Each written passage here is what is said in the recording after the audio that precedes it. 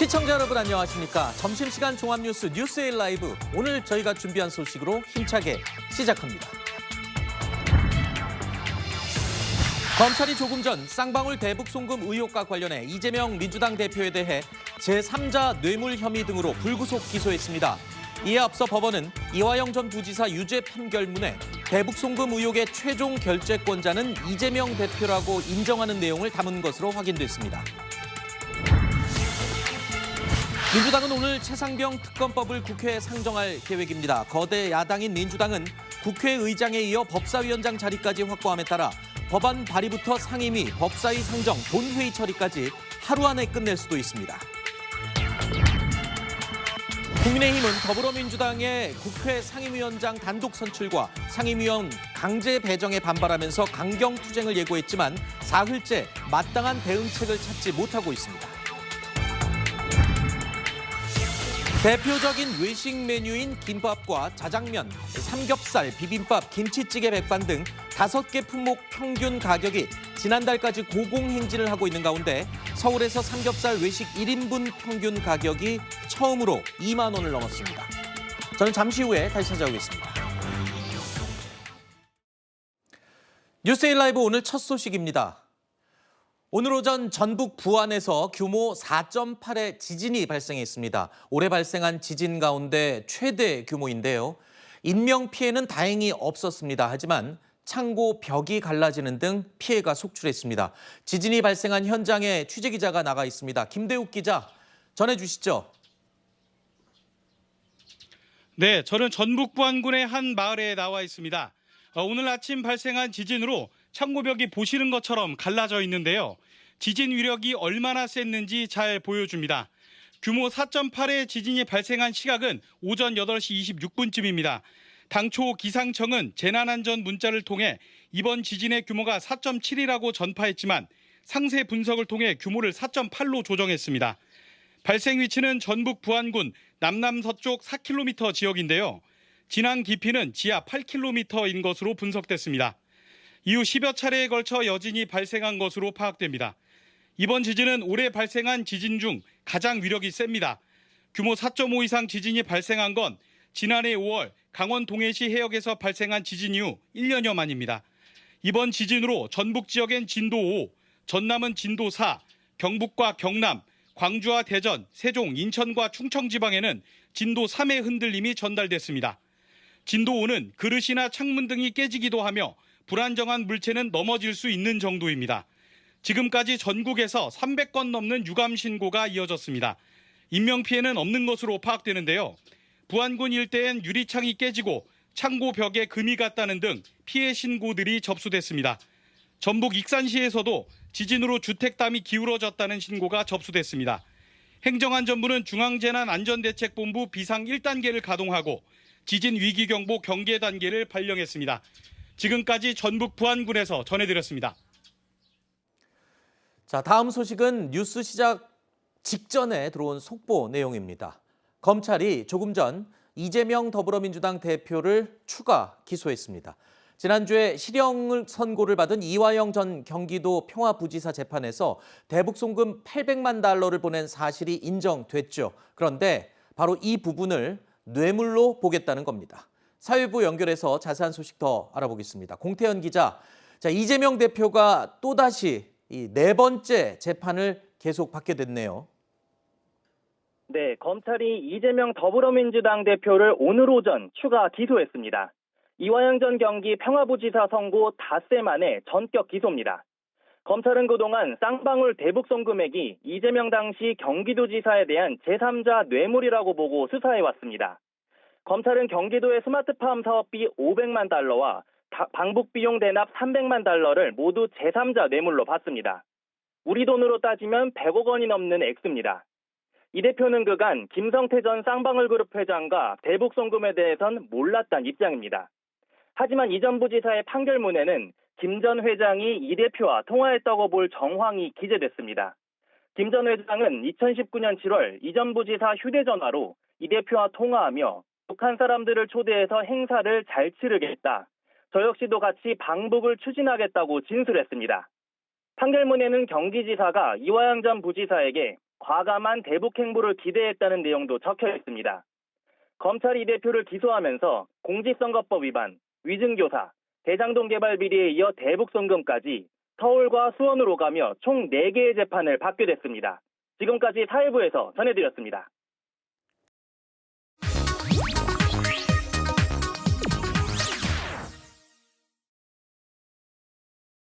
조폭 출신의 사업가와 결탁하여 불법적으로 북한에 제공하여 국제안보까지 위협한 중대 범죄 혐의입니다. 경기도의 대북 사업과 자신의 방북이 수포로 돌아갈 것을 우려해서 쌍방울 회장 김성태에게 그 돈을 대신 내게 한 겁니다. 정권의 지지율이 많이 떨어진 것 같습니다. 또 신작 소설이 나오는 걸 보니까 이번 방북 관련된 소설도 스토리 라인이 너무 엉망이라 조폭 불법 사채업자 출신의 부패 기업과 함께 요금을 북한에 대신 내주라고 하는 그런 중대 범죄를 저지를 만큼 제가 어리석지 않습니다.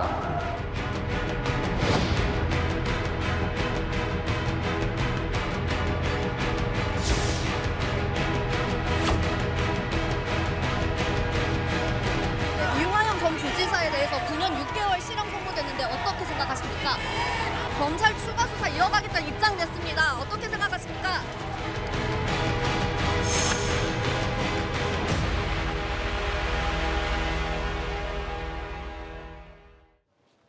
자, 앞서 기자 연결로 들으신 것처럼 검찰이 조금 전 대북 송금 의혹과 관련해서 이재명 대표를 추가 기소했습니다. 자, 그동안 이재명 대표는 대북 송금 의혹에 대해서 줄곧 혐의를 전면 부인해 왔었죠. 들어보시죠. 대북 송금에 제가 관련이 있다는 증거를 제시하는지 한번 보겠습니다. 수백 번 압수수색하고 수백 명을 조사했지만 증거라고는 단 한 개도 찾지 못했습니다. 그 이유는 사실이 아니기 때문입니다. 오늘 왜 불렀는지 모르겠습니다. 역시 증거란 하나도 제시하지 못했고 아무 관계도 없는 일을 엮으려고 하니까 잘 안 되는가 봅니다.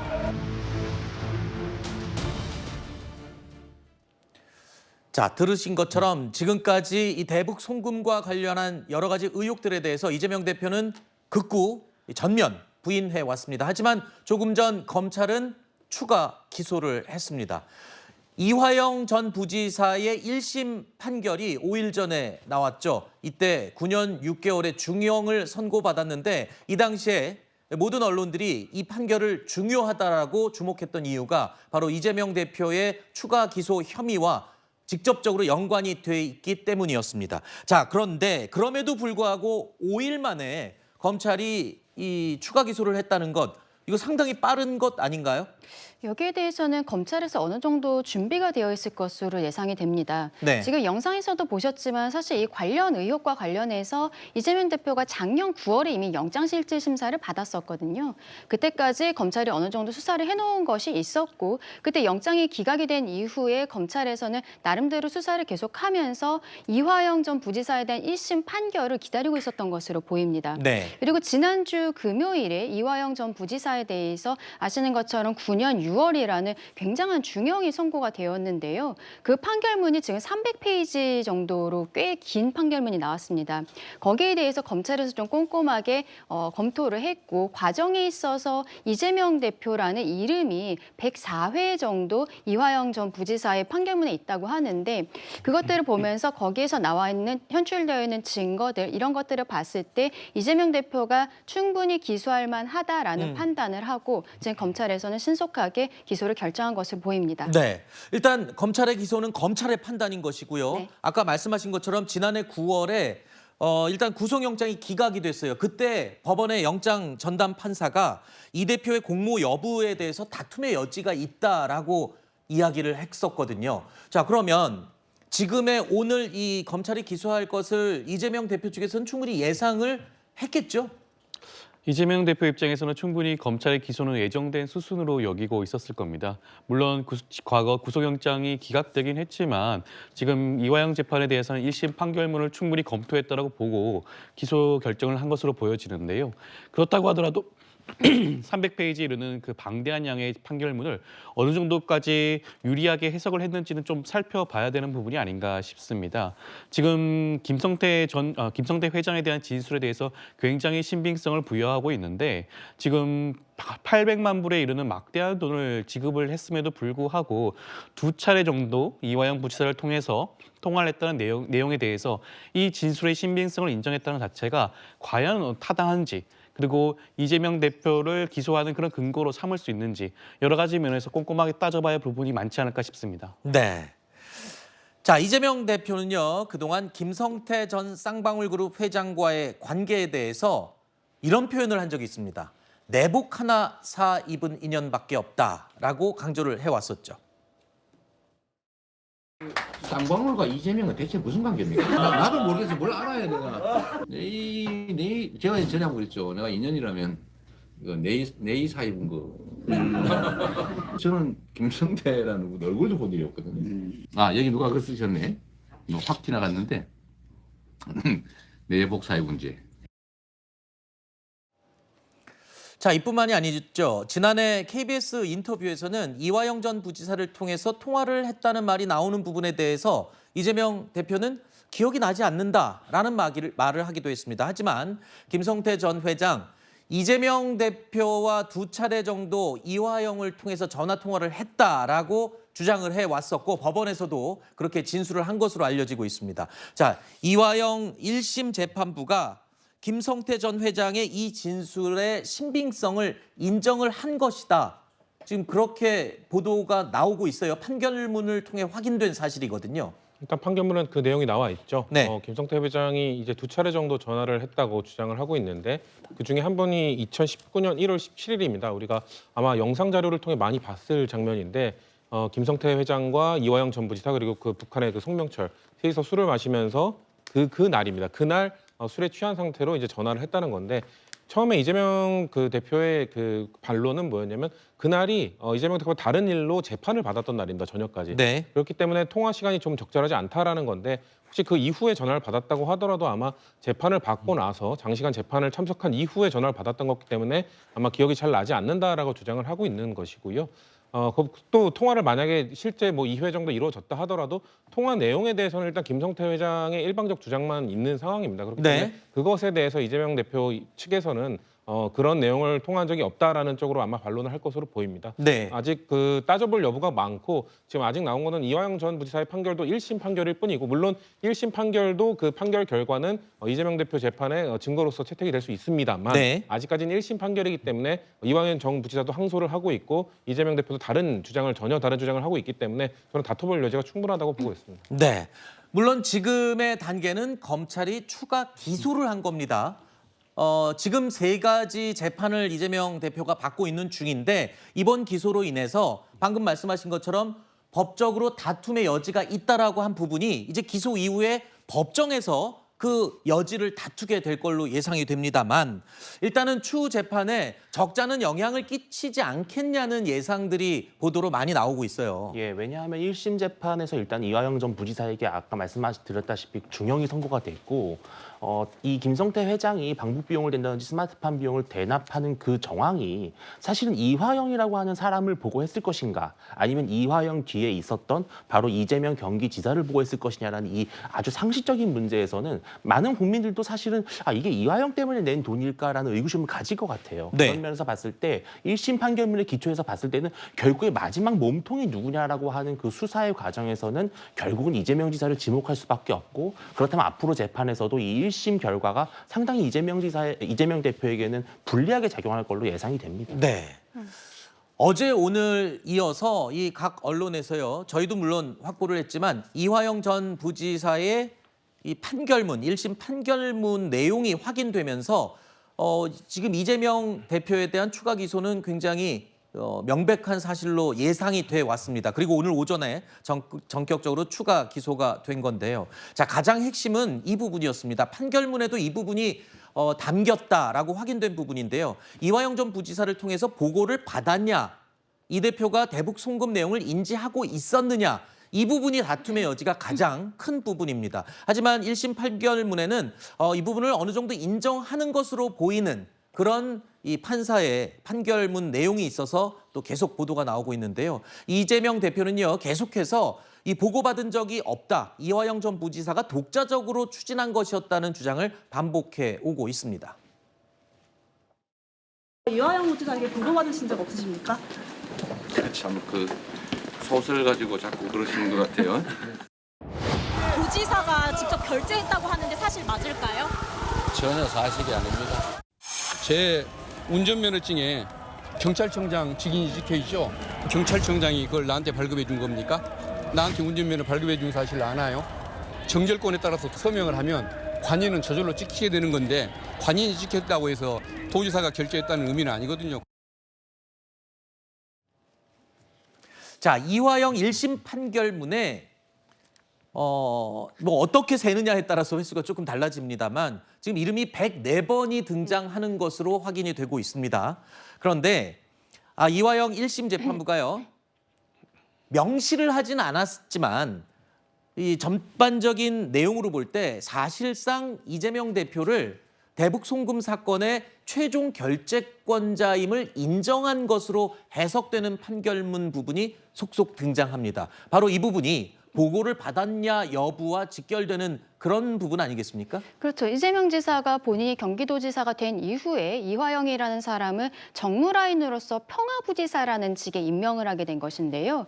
그렇기 때문에 지금 판결문 나온 것처럼 경기도지사 이재명이 여기 이화영에게 적극적이고 주도적인 대북 정책 추진 역할을 기대했던 것으로 보인다라는 것은 평화부지사라는 직을 만드는 것 자체가 대북 사업 같은 것을 염두에 두고서 만들었다고 봐야 되는 것이겠죠.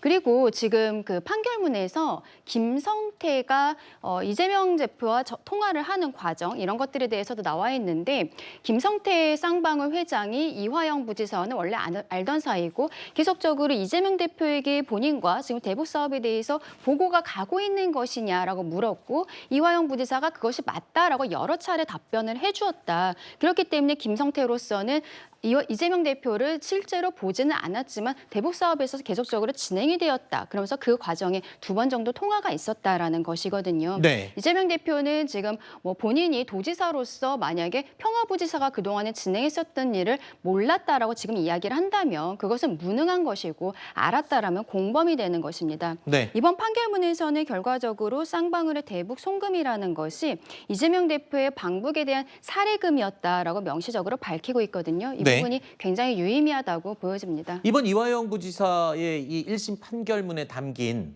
방금 제가 언급한 내용 말입니다.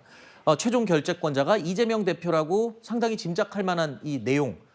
야당에서는 어떤 식으로 이 부분을 보시고 계신가요?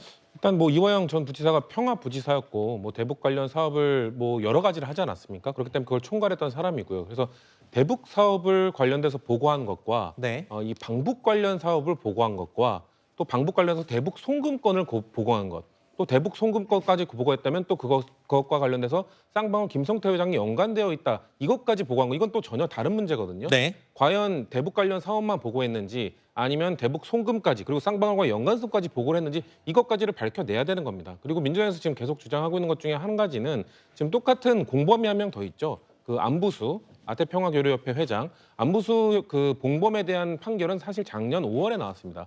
근데 작년 안부수 회장에 대한 판결에서는 쌍방울에 대해서 쌍방울이 북한에 돈을 대북 송금을 한 목적이 주가 상승 목적이 있다. 그리고 네. 대북 스마트폰 관련 사업에 돈을 보낸 것도 결국 대북 관련 사업 기회를 얻기 위함이다.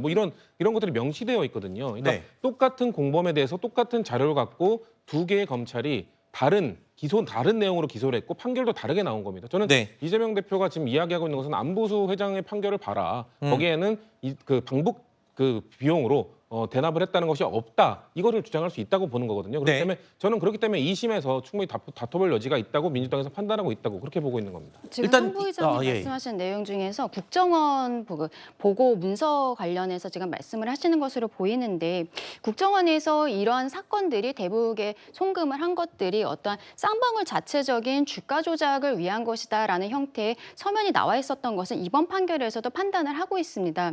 그런데 지금 이번에 나온 1심 이화영 부지사에 대한 1심 판결에서는 이 대북 송금을 하고 이게 주가 조작을 위한 것이다라고 보기 어려운 것이 쌍방울이 그 과정에서 주식을 처분하려거나 네. 이런 모습들을 보이지 않았다라는 것이죠. 그리고 국정원의 문건이라는 것이 굉장히 좀 모호하다, 구체적이지 않다라는 판단을 이번에 이 현출되어 있던 서면에 있어서도 그걸 받아들이기 어렵다라고 이번 판결에서 네. 보았다 말씀드려야 될 것 같습니다. 방금 언급하신 이 국정원 문건과 관련해서는 오늘 오전에 민주당 장경태 최고위원도 이 부분을 다시 한번 강조하면서 이화영 1심 재판부를 겨냥했습니다. 김성태는 주가 조작 전력이 있습니다. 쌍방울 대북 사업 주가 조작을 언급하는 국정원 문건도 있습니다.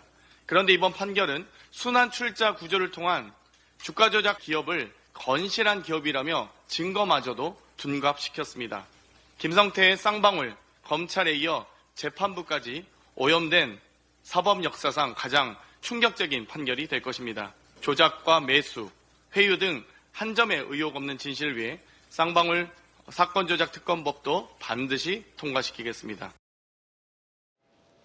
그러니까 이 김성태, 쌍방울 그룹의 김성태 전 회장 같은 경우에는 주가 조작도 하고 도덕적으로도 문제가 있는 사람이라는 부분을 민주당은 계속 강조를 하고 있습니다. 그렇기 때문에 대북 사업도 독자적으로 추진했고 송금도 알아서 본인의 이익을 위해서 한 것이다. 이 부분을 계속 강조하고 있는 건데요. 자, 이재명 대표와 각을 세우다가 지난 총선 과정에서 민주당을 탈당한 이상민 전 의원 기억하시죠? 오늘 채널A 라디오쇼 정치 시그널에 출연해서 이 부분과 관련된 단독으로 했냐 아니냐 여부에 대한 본인의 의견을 얘기했습니다. 이재명 대표는 여전히 검찰의 어떤 회유 때문에 진술이 조작이 되었고 그게 뭔가 증거로 채택됐다. 도둑님이 자기 도둑질 안 했다고 일반적인 행태고 이화영 당시 부지사가 자기 방북을 위해서 했겠어요? 뭘 했겠어요? 경기도지사인 이재명을 위해서 했을 거 아니겠습니까? 부지사가 세상에 부지사가 도지사 모르게 할 수 있겠어요? 다 보고하고 했겠죠. 판사는 그 중간에 그 과정을 추론하는 합리적인 상식이 되면 메꿔지면 유죄로 줄 수 있는 겁니다. 그러니까 제가 볼 때는 이재명 대표나 그 변호인들이 참 어리석어요. 자기 딴에는 막 밤새도록 그 생각해낸 꾀가 죽을 꾀예요. 이상민 의원의 이야기는 일단 이걸 혼자 했겠냐 과연 뭐 이런 반대 의견을 이야기한 건데, 자, 오늘 검찰이 추가로 불구속 기소를 하면서 이재명 대표는 지금 현재 3가지 재판을 받고 있는 상황에서 이번 대북 송금과 관련된 네 번째 재판을 받게 됐습니다. 그러니까 이제 앞으로 4개의 재판을 동시에 계속 진행하게 된 셈인데, 일단은 뭐 선거에서 승리하고 더 앞서서 가면 보궐선거부터 얘기를 하면 보궐선거 강서구에서 승리했고요. 촌성 승리했고요. 차기 대선까지 지금 당권을 강화하면서 꽃길을 걸을 줄 알았는데 이 깔려있던 사법 리스크가 갑자기 또 급부상했습니다. 예, 아무래도 재판을 뭐 3개 받다 4개 받으면은 더 이재명 대표를 둘러싼 사법 리스크가 강해질 수밖에 없겠죠. 특히 또 이제 앞으로 대선이 많이 남아 있고요. 또 지방선거라고 하는 큰 선거도 어느 정도 시간이 남아 있는 상태에서 그 사이에 이 4개의 재판 중에 하나라도 1심에서 유죄가 나온다든지 또 속도가 좀 빨라졌을 경우에 뭐 확정 판결이 나오게 될 경우에는 이재명 대표의 사법 리스크는 이제 더 이상 돌이킬 수 없는 수준까지 치닫게 될 겁니다. 그렇게 되면은 아무리 이재명 대표가 지난 뭐 보궐선거라든지 총선에서 큰 승리를 거둔 공적이 있다 해도 결국에는 앞으로 대권까지 갈 수 있을 것이냐라는 의구심이 민주당 내부에서 나올 수밖에 없거든요. 그런 상황에서는 이재명 대표의 리더십도 결국은 흔들릴 수밖에 없을 것으로 전망이 됩니다. 자, 이 모든 것을 야당에서는 몰랐을 리 없다. 예상을 하고 다 준비를 했을 것이다. 아까 말씀을 해주셨는데 조윤선 변호사님도 마찬가지인가요? 이재명 대표 입장 그리고 민주당 입장에서는 지금 검찰공화국 입장에서 이렇게 수차례 기소하는 거 충분히 예상했던 상황이죠. 지난번 총선에서도 국민의힘 입장에서는 이재명 대표를 타겟으로 해서 수많은 공세를 펼쳤습니다. 그럼에도 불구하고 총선에서 참패했죠. 총선의 민심은 이재명 대표의 사법 리스크가 아니었습니다. 사법 리스크가 중요하지 않다고 보는 부분도 분명히 있는 것이죠. 저는 이번에 4번째로 기소된 사건의 경우에 사실 이전에 함께 기소할 수 있었음에도 불구하고 쪼개기 기소를 통해서 이재명 대표를 정치적으로 공격하는 게 아닌가라는 생각을 지울 수가 없는 부분이고요. 그리고 김성태 회장의 그런 진술의 신빙성에 대해서도 충분히 2심에서 다퉈질 수 있는 부분이고 이재명 대표를 기소한 사건 역시 법원에서 달리 판단할 여지가 충분히 있다는 생각이 듭니다. 알겠습니다. 자, 오늘 첫 번째 내용으로 오늘 오전에 있었던 검찰의 이재명 대표에 대한 대북 송금 관련 의혹 추가 기소 한 내용에 대해서 네 분과 함께 이야기를 나눠봤습니다.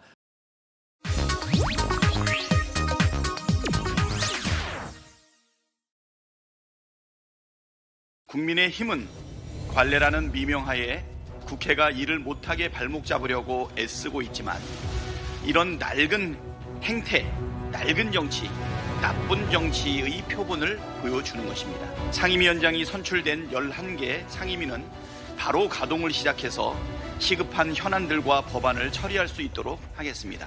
더불어민주당은 국회법이 정한 대로 국회법에 따라 각 상임위를 열어 시급한 현안들을 시급하게 처리할 것입니다. 법사위 현안인 최상병 특검 법안 등 법과 원칙에 따라 조속히 처리하겠습니다.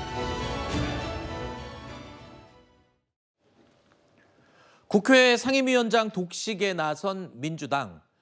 반쪽 상임위 가동으로 본격적인 여당을 향한 압박을 시작했습니다. 오늘 법사위 첫 전체 회의가 강행이 되고요. 그리고 당장 최상병 특검법 처리에 박차를 가하고 있는 상황입니다. 일단은 1호 법안 예상됐던 겁니다.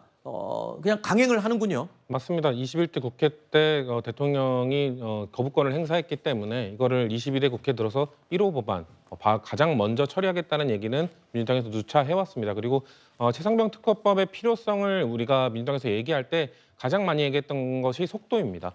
왜냐하면 작년 7월에 사건이 발생했고 올해 7월까지가 관계자들의 통신기록 보존 기한이기 때문에 이 기한을 지나게 되면은 통신기록들이 삭제된다. 근데 이거에 대해서 공수처가 기본적인 통신기록들은 확보를 했겠지만 민주당에서 계속해서 특검의 필요성을 주장하고 있는 이유는 작년에 분명 공수처가 관련된 통신기록들을 확보했음에도 불구하고 추가적인 압수수색이나 추가적인 자료 확보를 위해서 노력하지 않았던 것이 드러나고 있거든요.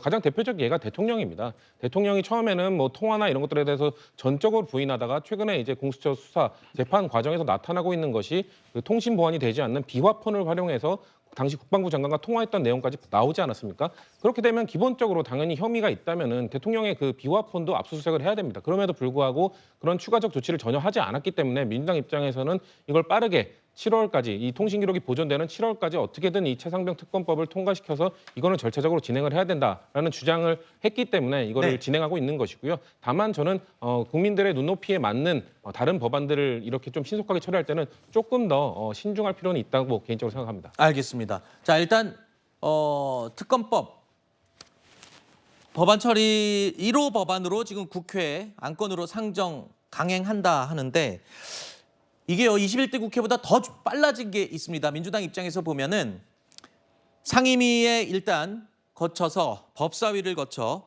아까 그 도표 좀 잠깐 한번 볼까요? 네.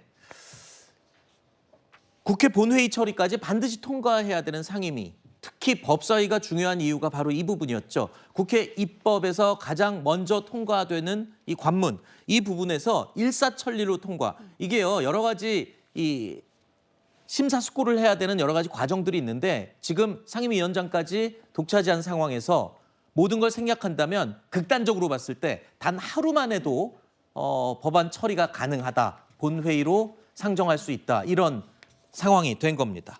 자, 이 법사위만큼 관심을 끄는 상임위가 바로 국방위원회입니다. 왜냐하면요. 자, 지난 정부의 법무부 장관을 지냈던 인물들 3명이 모두 이 국방위에 배치가 돼 있습니다. 그리고 더욱이 이 국방위에서는 최상병 특검법을 검토하게 되죠. 제가 위반한 것이 아니고요.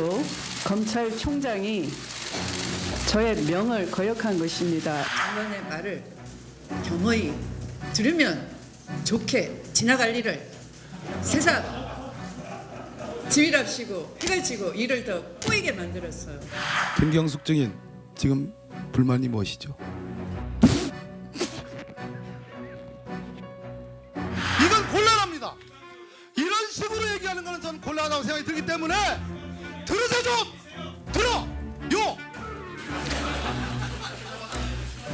상임위 부담을 좀 줄여야 합니다. 외통위, 국방위 이 정도로 보통 국회 내에서 평가되고 있어서 그런 측면이 있고 문재인 정부 때 3명의 법무부 장관이 모두 국방위 같더라고요.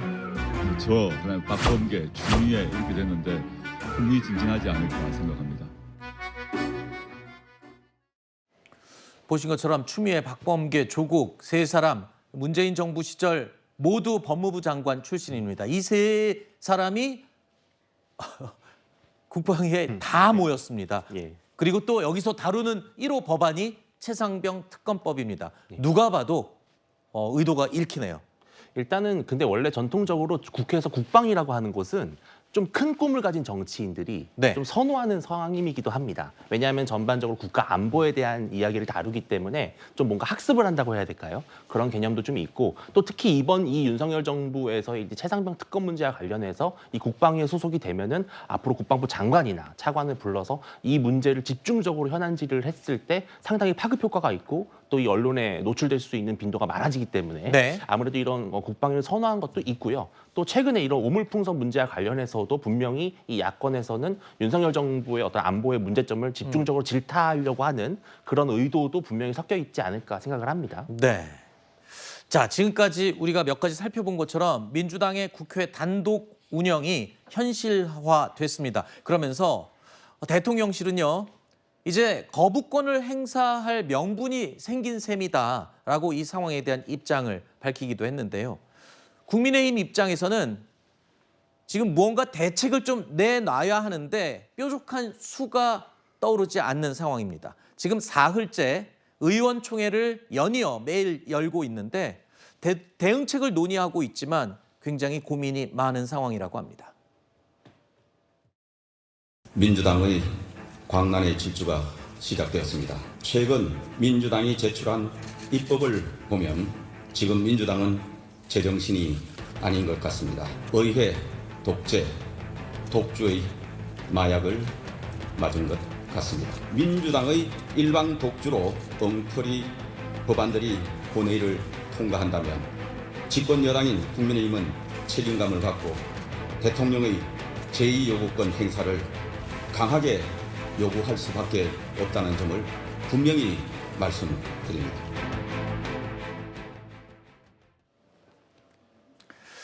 자, 추경호 국민의힘 대표 민주당을 향해 거듭 경고 메시지를 날렸습니다. 하지만 현실적으로는 아무리 논의를 해도 뭔가 뾰족한 대응책 자체가 나오지 않고 있다는 이야기가 들리고 있는데 지난 2019년으로 거슬러 올라가서 기억을 해보면요. 당시에 공수처법 그리고 선거제 개편과 관련해서 야당이 그때는 여당이었죠. 국회 패스트트랙 대치 전국이 아주 심각하게 있었습니다. 이때 야당이었던 한국당 측에서 저렇게 국회에서 투쟁 시위까지 하면서 패스트트랙에 반대 입장을 밝혔거든요. 저희가 자료를 좀 찾아봤더니 저 당시에 좀 긴 기간이었지만 좀 들쭉날쭉하기는 했으나 한 5개월에 거쳐서 한국당의 지지율이 많이 올랐던 것으로 여론조사 결과가 확인이 됐습니다. 그렇다면 저 때를 좀 떠올리면서 이번에도 좀 강경한 투쟁 이 움직임을 보여야 되는 게 아니냐는 얘기도 있는데 이거마저도 뭐 녹록치 않은가 본데요, 분위기가?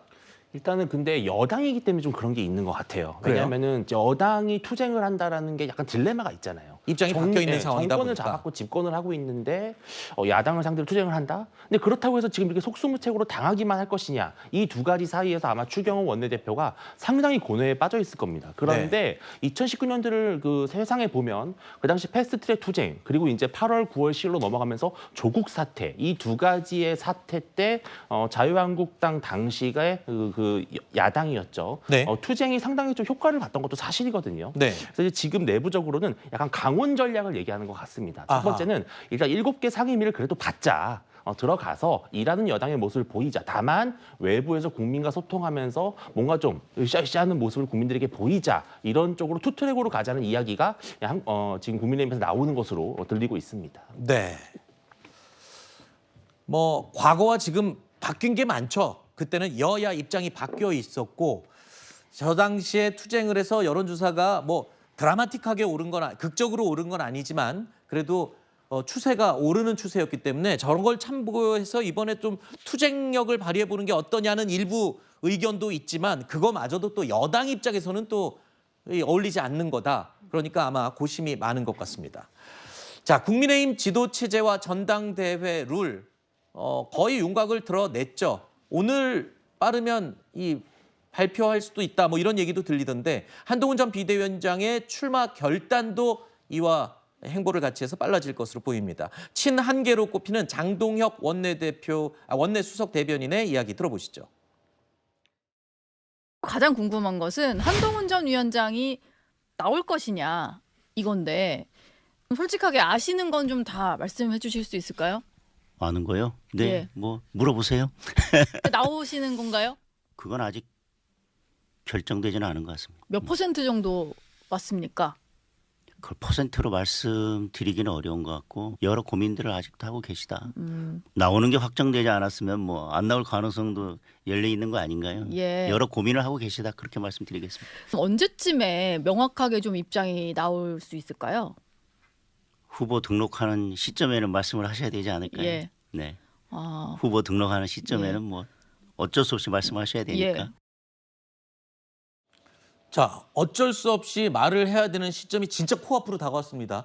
아마 이번 주 내로 저희도 방송에서 이 말을 하는 게 이제 마지막이 되지 않을까 싶은데 일단은 한동훈 전 비대위원장의 결심만 남았다. 이게 이번 주가 마지막이 될 것 같습니다. 한동훈 전 비대위원장 측에서도 단일 지도 체제만 유지한다면 나머지 경선 룰은 어떻든 상관없다. 최근에 뭐 2인 체제 얘기까지 나왔지만 아이디어 차원이었다라고 다시 쑥 들어갔고요. 분위기는 그렇습니다. 당대표 되면 할 일 많은데 친윤계가 주류인 상황에서 어떤 성과를 낼 수 있을지 고민이다라는 의견도 있지만 대세는 역시 한동훈 전 비대위원장의 결심이다라고 나와 있습니다. 룰 발표와 함께 한동훈 전 비대위원장의 출마 여부 빠른 시일 안에 지금 나타날 것 같습니다. 정치권 얘기는 여기서 마무리하도록 할게요. 국내 최초의 헬기 택시, 하늘로 날아다니는 택시가 오늘부터 실제 운영에 들어갔습니다.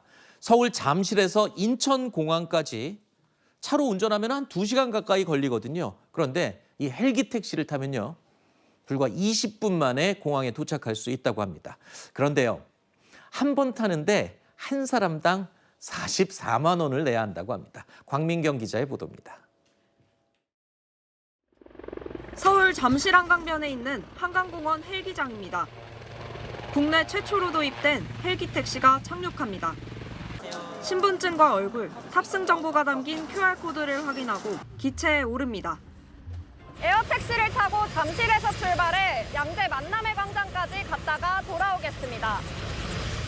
지금 헬기 안에 있는데요. 제 밑으로 한강이 보입니다. 핸드폰을 쓰니 생각보다 소리가 크지 않습니다. 왕복하는 데 걸린 시간은 10분.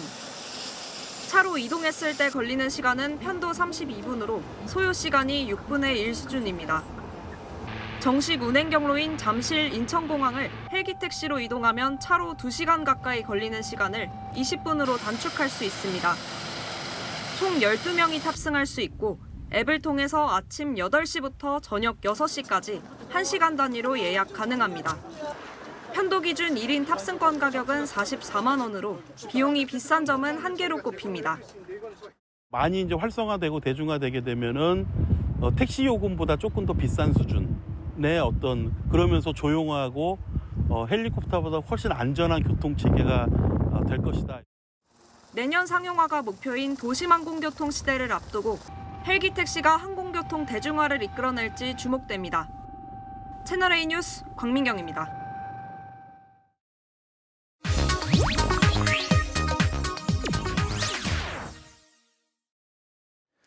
사건 사고 소식 양지민 변호사와 함께하겠습니다. 안녕하십니까? 어서 오십시오. 안녕하세요. 네. 명실상부 대한민국 골프의 여제 누가 생각나십니까? 바로 박세리 씨가 떠오르죠. 그런데 이 박세리 씨의 아버지와의 갈등이 고조되는 것이 아니냐는 이야기가 나오고 있습니다. 먼저 박세리 씨의 과거 목소리 짧게 들어보시죠.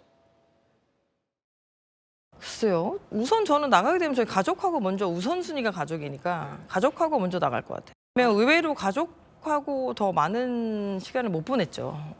저는 저 부모님 항상 이렇게 말씀을 해주시고 자라서 그런지 내가 좀 더 편하고 내가 더 나아지려면 항상 겸손이 앞서는 것 같아요. 왜냐면 항상 제가 부족하다고 생각을 해야 더 많은 발전이 있는 것 같아요.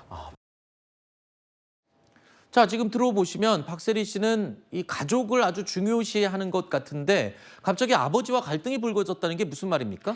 네, 이 박세리 씨가 이사장으로 있는 박세리 희망재단이 있습니다. 근데 이 재단에서 박세리 씨의 아버지 박모 씨에 대해서 지금 고소를 한 것이 뒤늦게 알려진 것인데요. 지난해 9월 처음 고소를 진행을 해서 이미 지금 검찰로 송치가 된 상황입니다. 지금 박세리 씨의 부친이 받고 있는 혐의는 이 사문서 위조와 위조 사문서 행사 혐의인데요. 그러니까 이 박세리 씨가 이사장으로 있는 이 재단에서 국제 골프학교라든지 이런 것을 사실은 운영하거나 설립하는데 어떠한 참여 의사를 밝히지 않았음에도 불구하고 박세리 씨의 부친이 이 재단의 도장을 사실상 위조를 해서 그 재단이 이러한 사업에 참가하고 싶다라는 참가 의향서를 관계기관에 제출을 한 것입니다. 그래서 관계기관에서 사실은 이 재단에 접촉을 해서 이렇게 의향서가 접수가 됐는데 어떻게 할 계획이냐라고 물었더니 재단에서는 화들짝 놀라게 된 것이죠. 네. 그래서 나중에 이제 박세리 씨의 이렇게 부친이 인장을 위조했다라는 사실을 알고 고소에 이르게 된 것입니다. 자, 정확하게 말하면 박세리 씨가 박세리 아버지를 고발한 게 아니라 박세리 희망재단 측에서 사문서 위조 혐의로 아버지 이 박모 씨를 지금 고소한 것이다. 그렇죠. 제가 왜 그걸 확인을 하냐면요.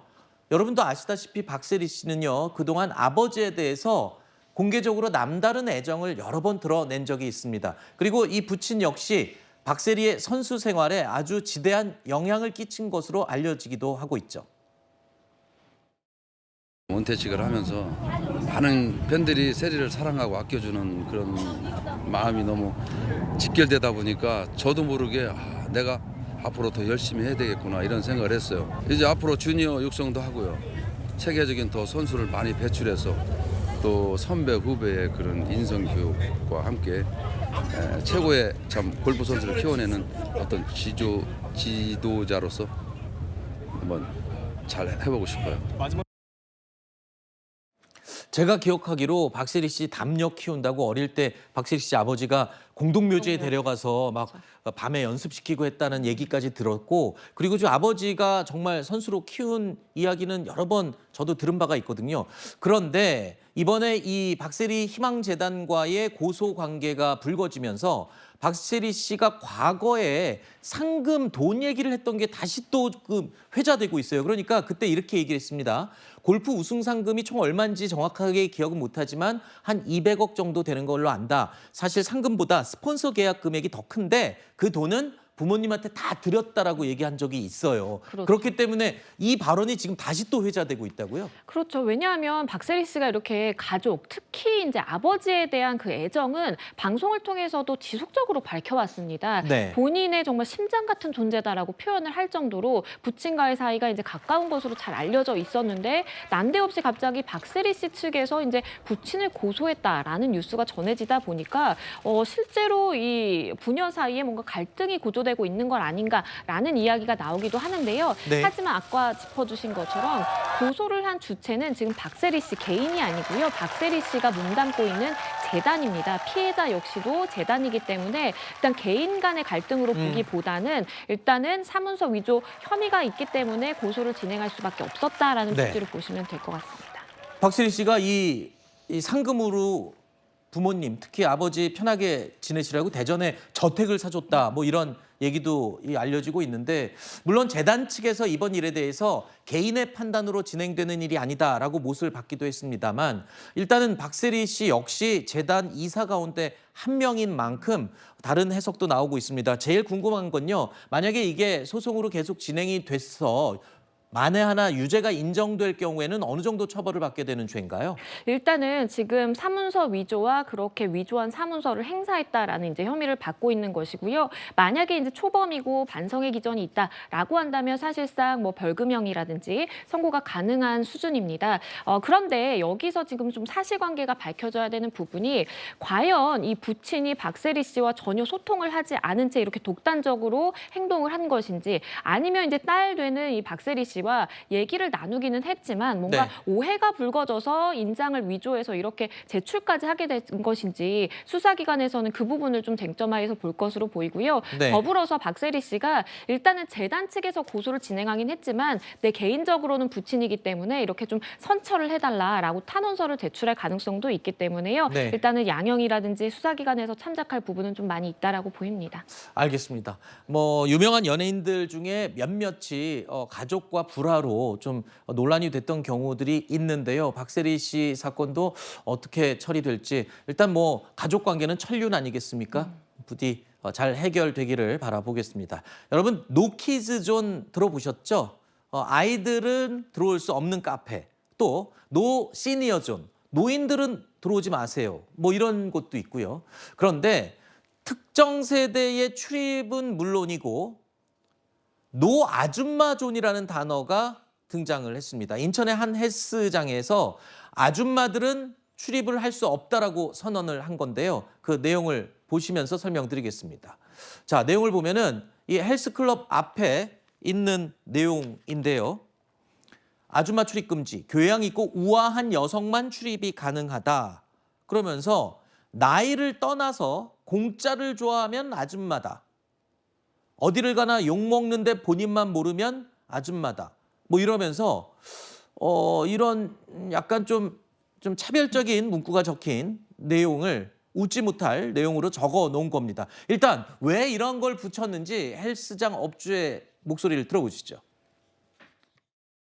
제가 피해를 보더라도 저런 분들을 다 없애고 나서 정상적으로 운동 열심히 하는 분들만 모집을 하려고 해요. 그게 아줌마든 아저씨든 노인이든 다 상관없고요. 1시간, 2시간 뭐 이렇게 빨래를 하고 가고 이런 분들도 굉장히 많았었고요. 아주머니들이 이제 와서 막 자기네들 세상으로 만들어 놓으니까 여기 그나마 젊은 20대, 30대 이런 친구들은 다 나가버렸어요. 못 있겠다고.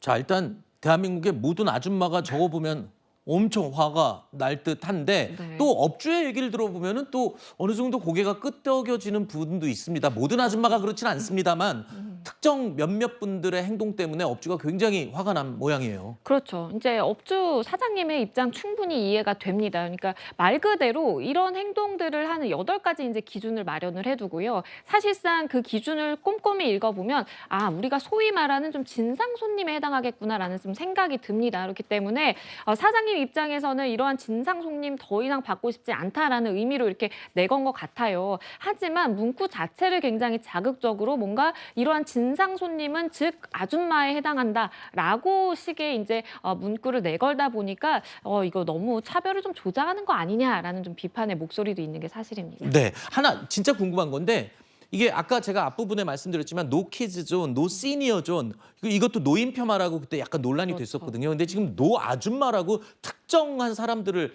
제한하는 것들 이런 게 법적으로는 문제가 뭐 차별이나 이런 걸로 제재받지 않나요?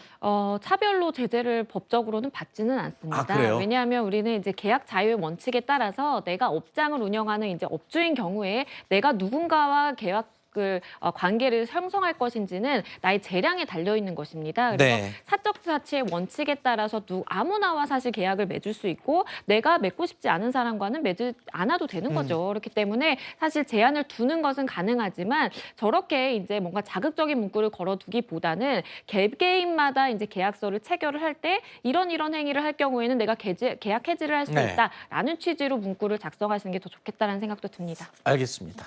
다만 보는 사람이 많이 불쾌감을 느끼는 그런 제안은 조금 글쎄요. 한번 생각해 봐야 될 것 같습니다. 저희가요. 요거 끝맺기 전에 시간이 얼마 남지 않았는데 뉴스 직전에 오늘 오전에 나온 영상이 있어서 요거는 조금 반가운 소식이어서 한번 다룰까 합니다. 드디어 전역했습니다. 방탄소년단 BTS의 맏형 진이 오늘 만기 전역을 했는데 멤버 중에 이제 첫 군필 멤버가 됐어요.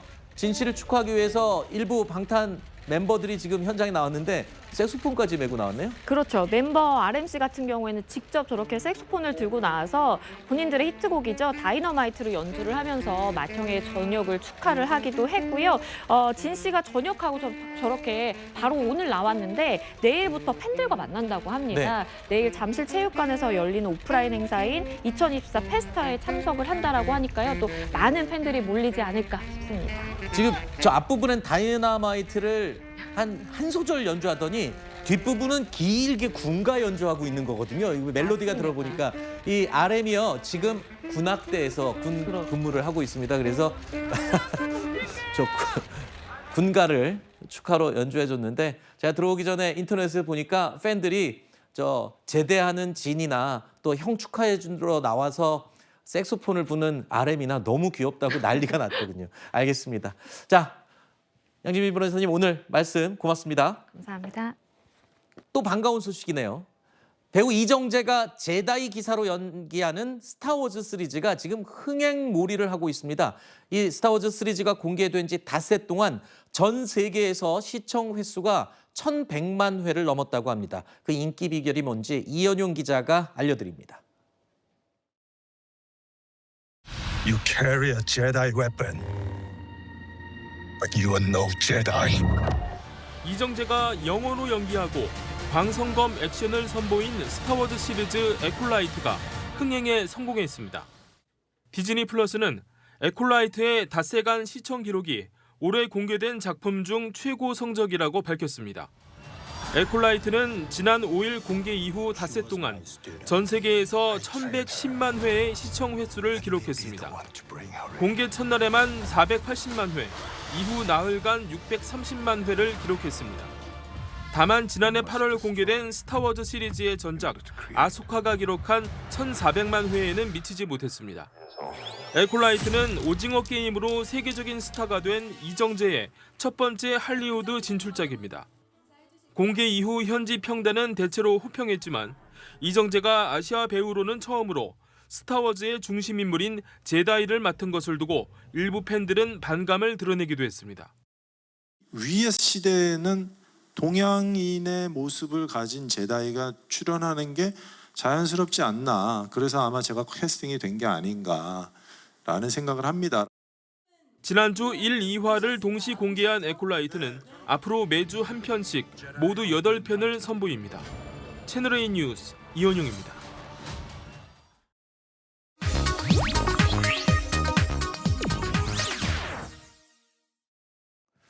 알아두면 유용하지만 어렵고 복잡해서 망설여지는 경제 이야기 쉽게 풀어주시는 분이시죠. 정철진 경제평론가 오늘도 나오셨습니다. 안녕하십니까? 네, 안녕하십니까? 어서 오십시오. 네. 자, 어제 이 뉴스 보고 많은 분들 놀라셨을 겁니다. 서울 지역에 물론 한정된 이야기이긴 하지만 삼겹살 1인분 평균 가격이 2만 원을 돌파를 했다는 소식입니다. 삼겹살 하면 사실 서민 음식인데 둘이서 2인분에 소주 한잔 하면은 5, 6만 원이 그냥 훌쩍 넘어가는 거예요. 훨씬 더 높겠죠. 네, 술값도 있으니까. 네. 이 뉴스 아마 이 수년 전에 짜장면이 7,000원 시대에 열렸다만큼이나 그렇죠. 그 이상 이제 충격적인 그런 소식인데요. 말씀하신 그대로입니다. 200g 1인분 기준으로 2만 원이 5월에 넘어섰다라는 이제 그런 뉴스가 나오고 있습니다.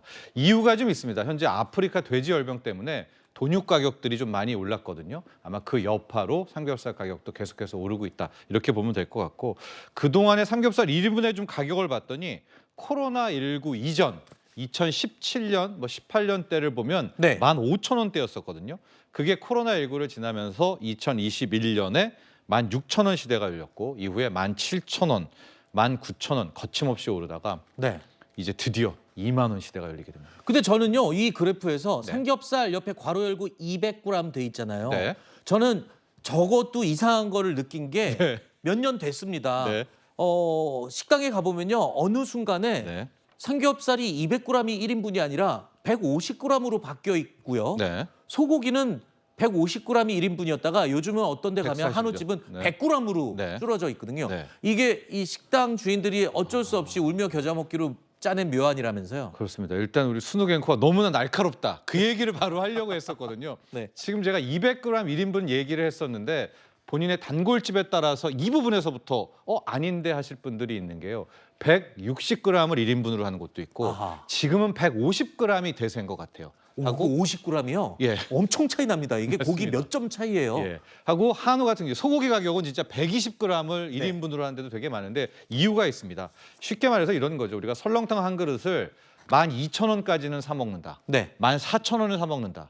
근데 설렁탕이 15,000원이 넘어가면 안 먹고 말죠. 안 먹게 되는 거잖아요. 삼겹살도 마찬가지인 것 같아요. 그래서 현재 점주들이 생각하는 마지노선이 2만 원은 과하지 않냐. 앞자리가 10,000대를 찍혀야 되기 때문에 1인분의 양을 줄이는 겁니다. 200g 대신에 150g, 160g 이 정도로 낮추면서 오히려 착시 효과를 일으키는 그런 전략이다라고 볼 수 있습니다. 그러면 지금 물가는 떨어질 기미는 없는 거예요? 물론 김광석 교수님이 얼마 전에 나오셔서 그 얘기했어요. 물가는 절대 떨어지지 않는다. 다만 올라가는 폭이 줄어들 수는 있다라고 얘기를 하셨는데 좀 좋은 소식은 없나요? 물가가 지금 언제쯤 좀 둔화가 될까요, 상승이? 이제 물가가 오르는 거 크게 세 축 볼 수가 있겠죠. 첫 번째가 에너지, 유가라든가 가스 가격이 있고요. 두 번째가 먹거리 가격이 있습니다. 요즘에 우리를 자극하는 거는 먹거리인데 과일 가격이라든가 지금 삼겹살 가격, 외식 가격 이런 것들이 있고요. 세 번째는 서비스 물가라고 합니다. 흔히 말하는 인건비 이렇게 생각하시면 될 것 같은데 딱 제 이야기를 들어도 이 세 항목 중에서 만만한 곳이 없습니다. 서비스 물가, 인건비는 지금 못 내리죠. 소상공인 사장님들이 인건비 때문에 문 닫는다. 편의점주분들이 알바생보다 자기가 못 번다 얘기하고요. 과일 가격은 무슨 말을 하겠습니다. 지금 사과 가격이 매해 2배씩입니다. 최근 3년간 놓고 보면 3배 이상 오른 그런 상황이고 마지막 남은 것이 에너지 가격. 실은 우리가 훨씬 더 높은 물가를 만나야 되는데 그래도 이 정도 높은 물가로 한 것이 지금 국제유가와 천연가스 가격이 떨어진 겁니다. 과거에 한 2년 전에 비해서. 그래요? 예, 그런데 문제가 최근 한 2주간 천연가스와 국제유가가 또 꿈틀대거든요. 아니 그러면 더 오를 가능성이 높아지는 거네요, 물가가? 예, 그러나 이제 왕의 규환이라고 가스와 유가가 오르면 판은 완전히 달라져요. 왜냐하면 우리가 물가를 책정하는 데 있어서 가중치를 두거든요. 근데 우리는 지금 석유 시대에 살잖아요. 유가와 가스 관련한 연관된 비중이 거의 한 25%, 30%가 되고 있기 때문에 마지막 퍼즐인 유가와 가스 가격까지 폭등을 한다면 그야말로 물가는 더 고공행진이기는 한데요. 지금 이른 더위에라고 화면에 나와 있잖아요. 폭염이면 여름에 뭐 틀겠습니까? 에어컨 많이 틀죠. 그러니까 그 수요를 대비해서 간밤에 천연가스는 8% 올랐고 천연가스는 최근 2주간 국제 천연가스 가격입니다. 20% 넘게 올랐습니다. 그러니까 유가와 천연가스, 에너지 가격도 이제 들썩이고 있어서 올 하반기 물가 안정은 조금 힘들지 않을까. 전기값도 오른다는 얘기. 공공요금이죠. 그러니까요. 이게요. 이거 개인적인 경험입니다만 어제 집에 갔더니 저희 아이가 에어컨을 방에 틀어놓고 학교를 갔더라고요. 하루 종일 틀어져 있었던 거죠.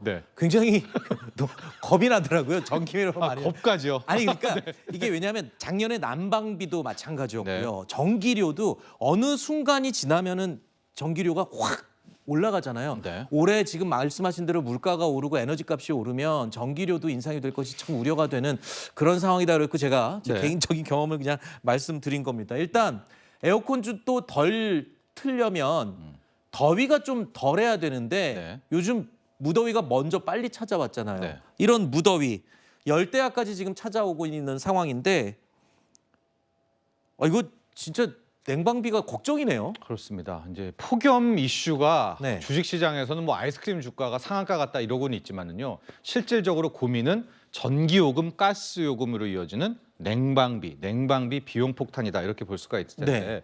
앞서도 제가 천연가스 국제유가 올랐다는 이야기 했잖아요. 그게 왜 오르냐 이제 에어컨 많이 킬까 봐 선제적으로 수요가 와서 그렇죠. 이제 오르게 되는 건데 우리는 좀 문제가 다릅니다. 어떤 문제가 있냐면 우리는 이미 진작에 네. 전기요금, 가스요금을 올려도 몇 번, 몇십 % 올렸어야 되는 걸 안 올리고 눌러놨잖아요. 누르고 있었잖아요. 네. 뭐 4월 총선도 있고 그 전에 이슈가 있는데 문제는 이제는 올릴 수밖에 없는 국면으로 와요. 왜냐하면 기본적인 원자재 비용이 또 오른다면 네. 그리고 두 번째 우리는 전기요금, 가스요금을 안 올리는 게 좋지만 네. 이런 측면이 있어요. 경제적으로는. 이게 비싸잖아요. 그럼 우리 덜 쓰겠죠. 아껴 쓰게 되는.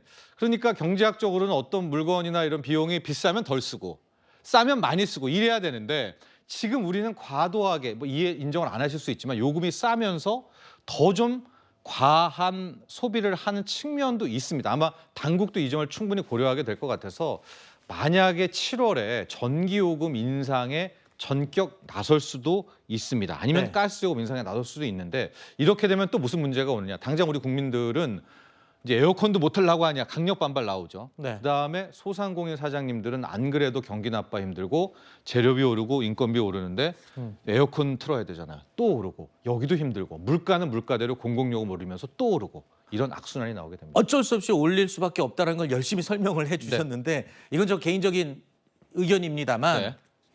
이게 올린다고 해서 사람들이 아껴 쓰는 거는 서민들의 이야기입니다.